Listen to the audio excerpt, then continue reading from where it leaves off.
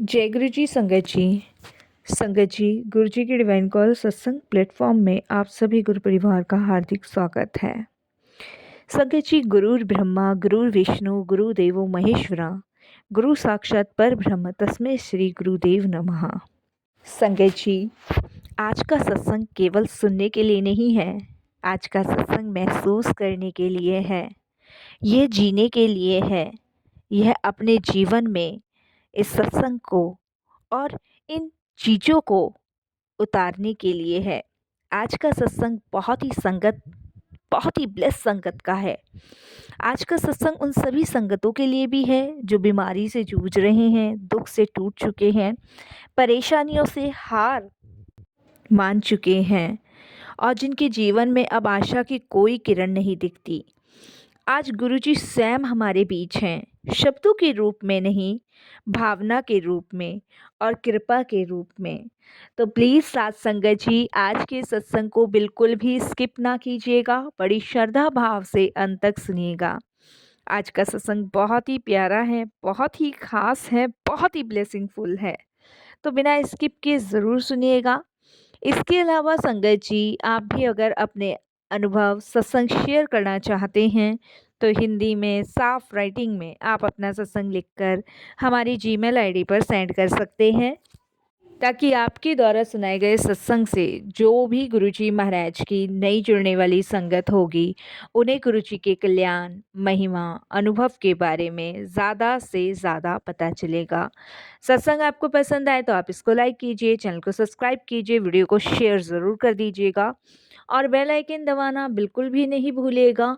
जब भी कोई लेटेस्ट सत्संग आएगा उसका नोटिफिकेशन आपके पास आएगा। तो चलिए संगत जी, सुनते हैं गुरुजी महाराज का ब्लेस किया हुआ सत्संग।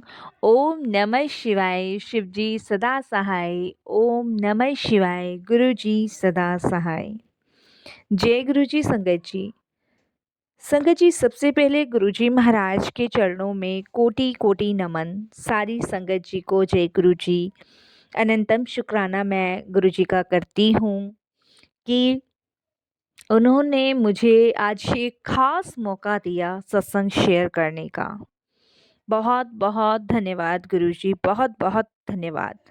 संगत जी, आज हम किसी इंसान के लिए नहीं बल्कि दिव्य शक्ति के लिए एकत्रित हुए हैं, जो अंधेरे में उजाला करती है, जो टूटे हुए को संभालते हैं और जो हारे हुए को जीत दिलाते हैं। वही है हमारे परम पूजनीय गुरुजी महाराज। गुरुजी सिर्फ एक नाम नहीं है, वे एक अनुभव है, एक विश्वास है और एक जीवन बदल देने वाली वो शक्ति है जिसे सिर्फ हम महसूस कर सकते हैं।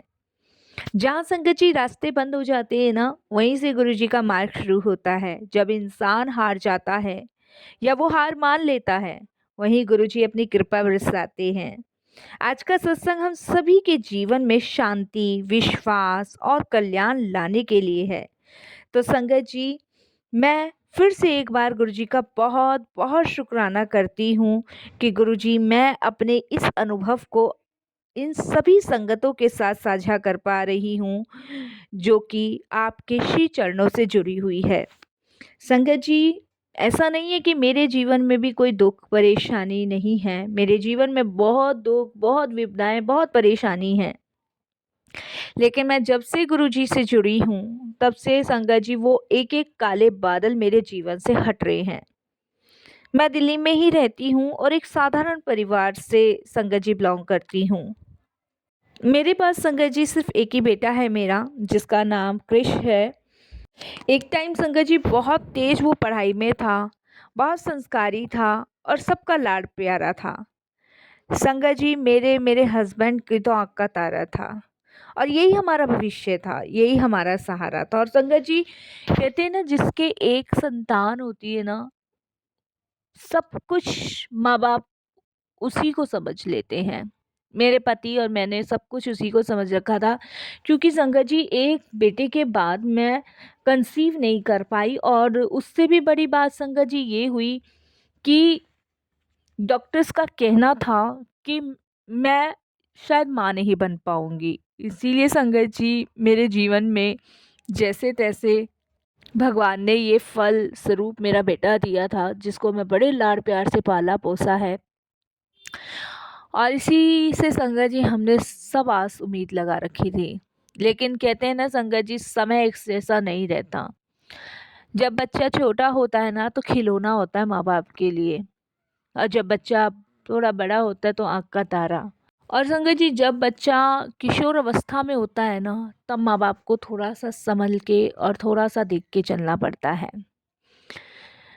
लेकिन समय हमेशा एक जैसा तो नहीं रहता संगत जी, इसीलिए हमने बड़े लाड़ प्यार से इसे पाला पोसा। लेकिन संगत जी,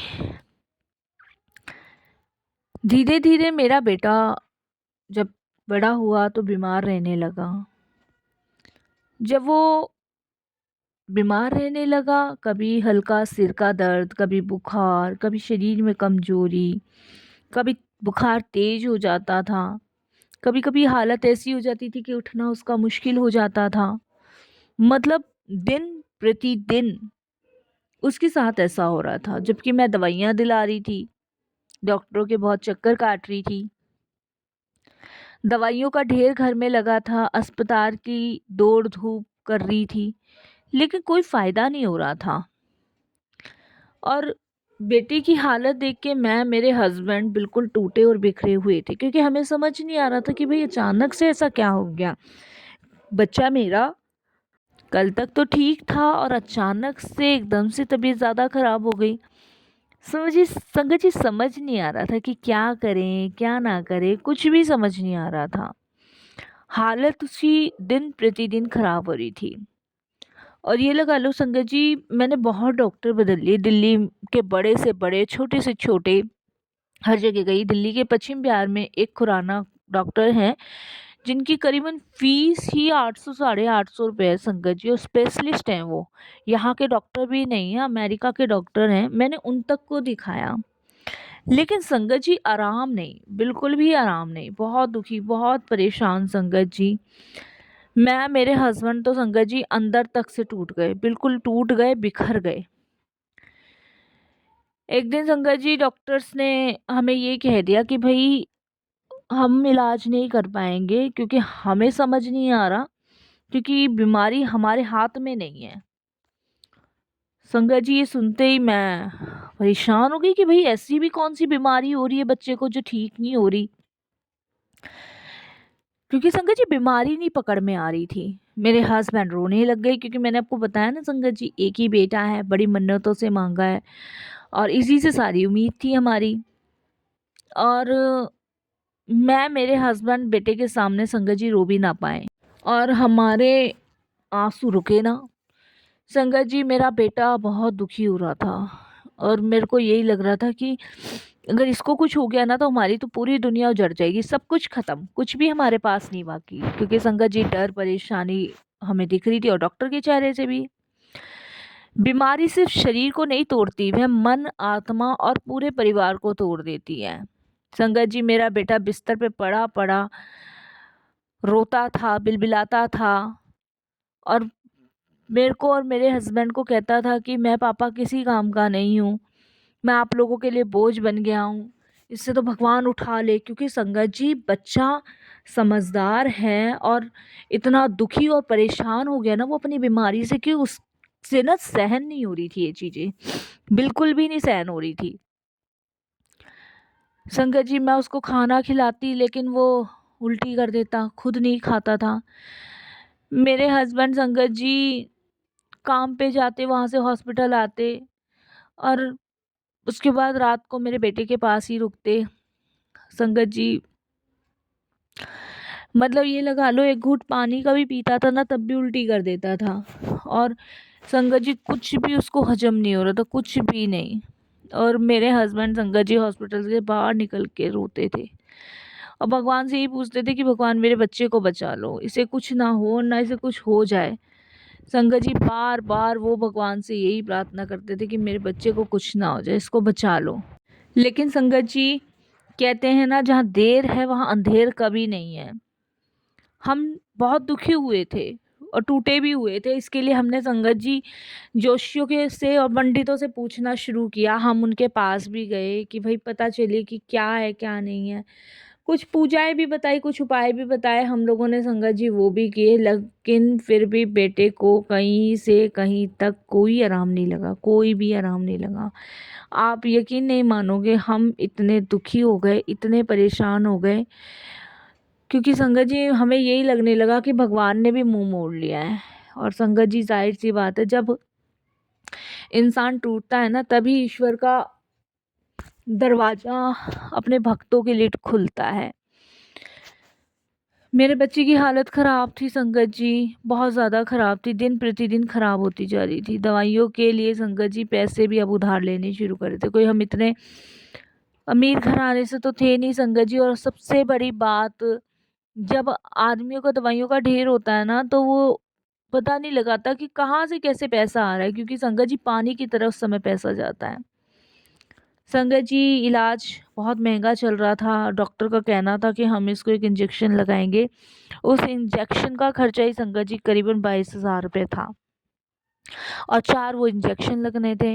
संक्रमण ज़्यादा बता रहे थे डॉक्टर इसके शरीर में। इसके अलावा संगत जी हमें थोड़ा सा डाउट हो रहा था, कहीं इस पे कोई ऊपरी साया तो नहीं है, ऊपरी चक्कर तो नहीं है। तो इसीलिए संगत जी हम लोगों ने, आप यकीन नहीं मानोगे, अपनी ज़मीन भी गिरवी रख दी। मैंने अपने कुछ गहने बेच दिए, और इलाज हमने संगत जी अधूरा नहीं छोड़ा। हमने इलाज उसका पूरा करवाया, लेकिन फ़र्क नहीं पड़ रहा था। अब हालत ऐसी हो गई थी कि बेटा मेरा बोल भी नहीं पा रहा था। उसको सांस लेने में तकलीफ, आंखों में दर्द, शरीर में जान नहीं। और संगत जी मैं तो ये लगा लो, घर परिवार में ना सन्नाटा सा छा गया, पूरी तरह सन्नाटा सा छा गया। संगत जी अब हमारे पास कोई रास्ता नहीं बचा था, कोई भी रास्ता नहीं। क्या करूं, किसके पास जाऊं, कितने पंडितों को दिखाऊं। और इसको कुछ हो जाता ना संगत जी, तो मैं भी नहीं जीती। मेरे हस्बैंड ने भी ये डिसाइड किया था कि हम नहीं जिएंगे, हम भी इसके साथ चले जाएंगे, क्योंकि हमारे बच्चे के बिना हमारी दुनिया ही नहीं है। आप समझ सकते हो संगत जी, एक माँ पे क्या बीतेगी, कैसे जिएगी वो अपने बच्चे की वजह से, बताओ। जो बच्चा दिन रात हंसता खेलता मुस्कुराता है, आज वो बिस्तर पे पड़ा है। जिसको खाने का इतना शौक था, वो संगत जी पानी का घूंट नहीं पी रहा। आप समझ सकते हो संगत जी, एक माँ के दिल पे क्या बीतेगी। संगत जी उस समय हमारे एक जानने वाले ने हमें गुरुजी के बारे में बताया था, देखिए।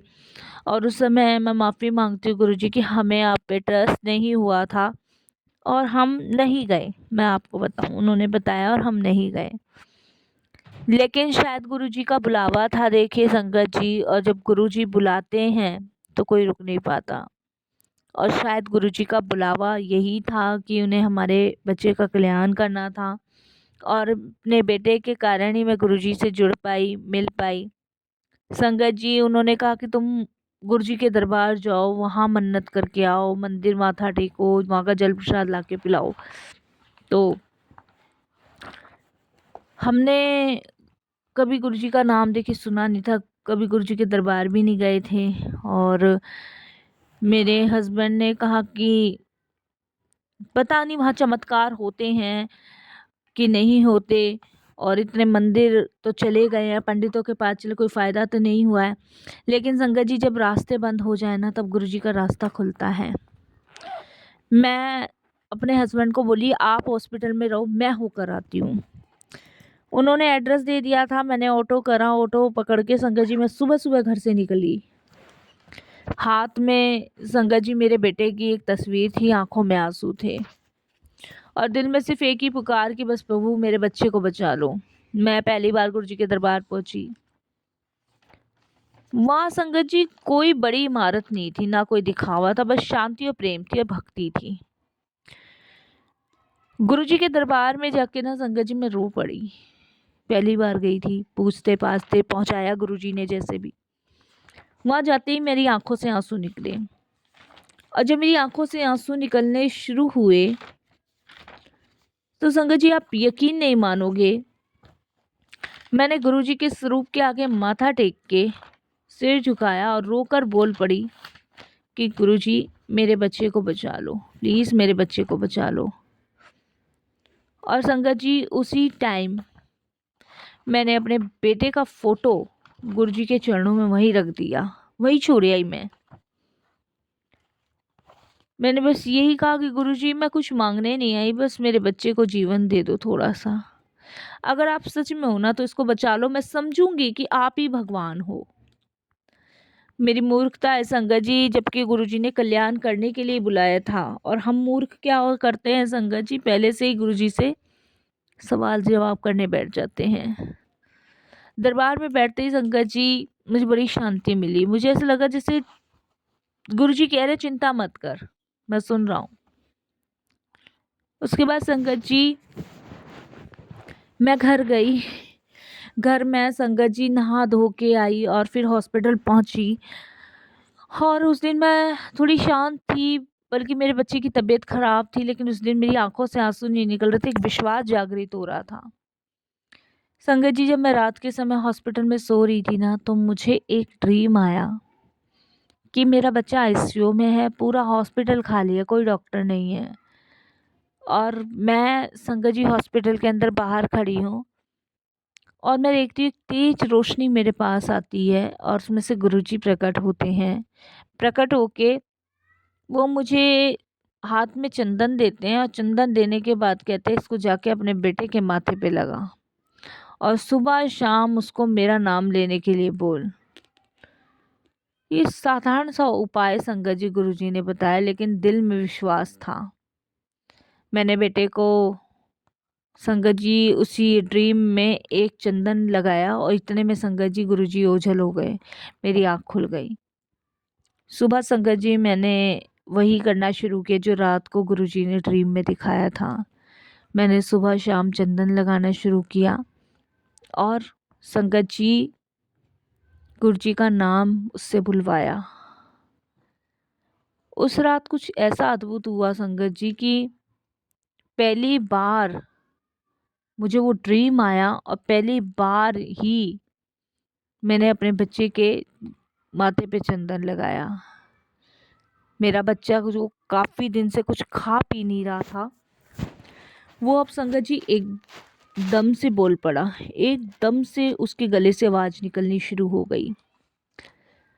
उसकी थोड़ी सांसें स्थिर हुई। ये देखकर संगत जी डॉक्टर बोले कि बच्चा रिकवर कर रहा है, शुक्र है भगवान का। लेकिन मैं शुक्रिया गुरुजी का करना चाहती थी, क्योंकि मुझे पता था मेरा बेटा रिकवर गुरुजी की कृपा से कर रहा है। अगले दिन संगत जी मेरे बेटे ने पानी मांगा, पपीता खाया, आराम लगा उसे। मेरी आंखों से आंसू नहीं रुक रहे थे, क्योंकि कई दिनों बाद उसने कुछ मांगा था। तीसरे दिन संगत जी हॉस्पिटल में दलिया आया, उसने दलिया खाया। 5वें दिन में बैठने लगा। 7वें दिन उसने मुझे कहा कि माँ मुझे अच्छा लग रहा है, मुझे घर ले चलो। डॉक्टर्स मेरे पास आए, बोले कि अब तुम मुस्कुरा लो, बहुत टाइम से रो रही थी, अब तुम्हारा बेटा ठीक है, रिपोर्ट अच्छी आई है, दवाई का असर दिखने लगा। संगत जी मैं समझ गई ये दवा नहीं, ये डॉक्टर नहीं, ये सिर्फ और सिर्फ गुरु की कृपा है। संगत जी जब गुरु जी किसी पर कृपा करते हैं ना, तो सिर्फ शरीर नहीं बदलते, पूरा जीवन बदल देते हैं। अब मेरा लड़का रोज सुबह उठ के गुरु जी का नाम लेता, रोज दीपक जलाता है। मेरे हस्बैंड गुरुजी के आभार प्रकट करते हैं और शुक्राना करते हैं। 2 बार हमारे घर में गुरुजी का सत्संग भी हो चुका है। साथ संगत जी घर का माहौल बदल गया है। जहाँ पहले रोना था भजन है, जहाँ पहले डर था विश्वास है, जहाँ पहले बीमारी थी अब सेवा भाव है। मेरा लड़का धीरे धीरे पूरी तरह ठीक हो गया है। पढ़ाई उसने फिर से शुरू की है, जीवन फिर से मुस्काने उसका लगा है। संगत जी एक दिन मेरे बेटे ने संगत जी मुझे कहा कि मम्मी मैं ना गुरुजी के लिए कुछ करना चाहता हूँ, मैं दूसरों की मदद करने चाहता हूँ जैसे गुरुजी ने हमारी की है। मैंने बेटे को कहा बेटा ये तो बहुत अच्छी बात है, सेवा तो करनी चाहिए। तो संगत जी मेरे बेटे ने अपने कुछ दोस्तों के साथ मिलके एक गांव पकड़ा जो कि हरियाणा में है, और वहाँ के बीमार लोगों के पास जाने लगा, उनका हाल पूछता और संगत जी उनसे उनके लिए गुरुजी का नाम लेता, गुरुजी से प्रार्थना करता। और धीरे धीरे संगत जी उसने गुरुजी से उन बीमार लोगों को जोड़ा जो बीमारी से जूझ रहे थे। उनको लंगर प्रसाद लाके देता गुरुजी के दरबार से, वो ठीक हो जाते। संगत जी, धीरे धीरे बहुत लोग गुरुजी से जुड़ गए। बहुत लोग आने लगे, उम्मीद लेकर आने लगे और विश्वास के साथ लौटने लगे। कल्याण से बीमारी ठीक करना नहीं होता, कल्याण है मन का शांत होना, हृदय का निर्मल होना, आत्मा को जागृत करना। गुरुजी जब किसी का कल्याण करते हैं ना, तो वह सिर्फ संकट नहीं काटते, वे संकट में भी सुख देना सिखा देते हैं। वे हमें सिखाते हैं तू अकेली नहीं है, मैं तेरे साथ हूँ। संगत जी, सत्संग से ही हमारे जीवन का आधार है और गुरुजी ने मेरे परिवार को बिखरने से, टूटने से बचाया है। शायद आज कोई यहाँ बैठा है जो बीमारी से जूझ रहा है, जो कर्जे में डूबा हो, जो रिश्ते में टूट चुका हो, जो जीवन से हार मान चुका हो। मैं आप सबसे हाथ जोड़कर यही कहूँगी, हार मत मानना। गुरुजी वहाँ आते हैं जहाँ रास्ता बंद हो जाता है। गुरुजी वहाँ आते हैं जहाँ उम्मीद खत्म हो जाती है। ना मैं करता ना तू करता, सब कुछ करता गुरु करता। गुरुजी बीमारी को स्वस्थ करते हैं, टूटे को जोड़ते हैं, हारे को जीत दिलाते हैं और अंधेरे में उजाला करते हैं। गुरुजी डॉक्टर भी हैं, माता पिता भी हैं, मित्र भी हैं और रक्षक भी हैं और साक्षात भगवान भी हैं। मैं यही अरदास गुरुजी से करती हूँ कि हे गुरुजी, जो भी ये सत्संग सुन रहा है, जिसके जीवन में दुख है, जिसके शरीर में बीमारी है, जिसके मन में चिंता है, उस सब पर कृपा बरसाएं। हे गुरुजी, उनके जीवन में शांति दीजिए, स्वस्थ दीजिए, सुख दीजिए और सबसे बड़ा उन अपना नाम उनके मुख पर दीजिए, शक्ति दीजिए। यही मैं वाणी को विराम दूंगी और यही कहूँगी कि गुरुजी आपकी कृपा बहुत है। जब जीवन में कुछ ना बचे ना संगत जी, तो कृपा गुरुजी का नाम लेकर ही बचा सकते हैं। जब सब दरवाजे बंद हो जाए तो गुरुजी का दरवाज़ा खुला होना चाहिए और जब सांसें भी साथ छोड़ने लगे तो गुरुजी का नाम लेके ही अंतिम सहारा होना चाहिए। गुरुजी की कृपा से सब संभव है। गुरुजी हैं तो सब हैं, गुरुजी नहीं तो कुछ भी नहीं। यही सत्संग को विराम देते हैं। ओम नमः शिवाय।